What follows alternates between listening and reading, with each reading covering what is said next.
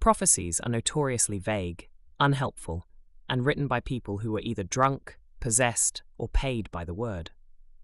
The prophecy concerning the 5 unicorns was no exception.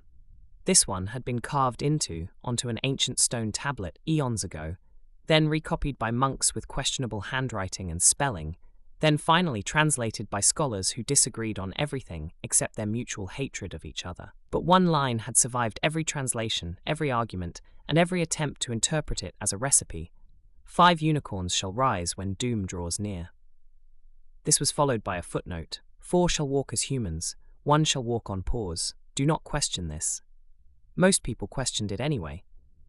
But the prophecy was correct, because in a quiet town not far from where Trevor the dragon was still unconscious in a beer garden, 5 unicorns were indeed living among humans. Well, 4 were living among humans, 1 was living among lampposts, hedges, and the occasional postman. Astra, the librarian of unnatural silence. Astra had chosen to disguise herself as a librarian because she believed books were sacred, knowledge was power, and shushing people was one of life's purest joys. Her human form was tall, calm, and carried an aura of, "I will tolerate no nonsense unless it is alphabetized." Astra's unicorn magic manifested subtly. Anyone who spoke too loudly within a 5-mile radius would suddenly feel the overwhelming urge to apologize. She was the unofficial leader of the group, mostly because she was the only one who could organize a meeting without someone setting something on fire.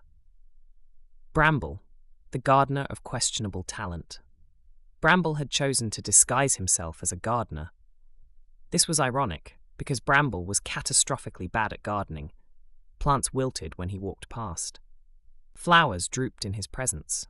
Cacti, the most resilient of all flora, gave up entirely, but Bramble insisted he was improving, and the others were too polite to mention the trail of dead begonias he left behind. In his true unicorn form, Bramble controlled the forces of nature. In his human form, he controlled the forces of compost, which was significantly less impressive. Zephyr, the yoga instructor who floated Zephyr, had chosen to disguise himself as a yoga instructor, mainly because he liked the idea of serenity, even if he had never personally experienced it. He was cheerful, airy, and had the attention span of a caffeinated squirrel. Zephyr's unicorn magic manifested whenever he was stressed, which was often. His feet would lift off the ground, his hair would float, and small objects would begin orbiting him like confused satellites. His students assumed it was a special effect. It was not. Ember, the barista of mildly dangerous coffee Ember, had chosen to disguise herself as a barista. This was a problem because Ember's coffee was so strong it had once woken a man from a medically induced coma. Another time, it had caused a customer to briefly see the future, which he found deeply inconvenient. Ember was fiery, impulsive, and had a temper that could ignite small objects. She had been banned from 3 cafes for accidental combustion. Her unicorn magic was powerful, unpredictable, and usually accompanied by the smell of burnt toast. And then there was Ralph. Ralph had chosen to disguise himself as a Springer Spaniel. No one knew why. The prophecy didn't explain it. The scholars couldn't interpret it. The other unicorns had stopped asking. Ralph simply was a spaniel, and he was very good at it. He had floppy ears, a wagging tail, a bright shock of blonde hair on his head, which was his horn in disguise, and the boundless enthusiasm of a creature who believed every day was the best day ever. He also had a squeaky chicken named Gordon, which he carried everywhere. Gordon was missing one eye, smelled faintly of despair, and squeaked with the sound of a tortured kazoo. Ralph loved him more than life itself. Agro, the pug of death. The unicorn's sacred duty was to protect Agro, the pug belonging to death.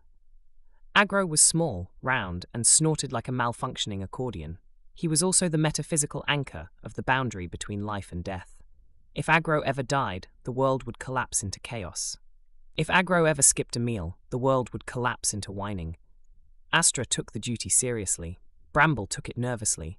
Zephyr took it optimistically. Ember took it personally. Ralph took it as the greatest honor of his life.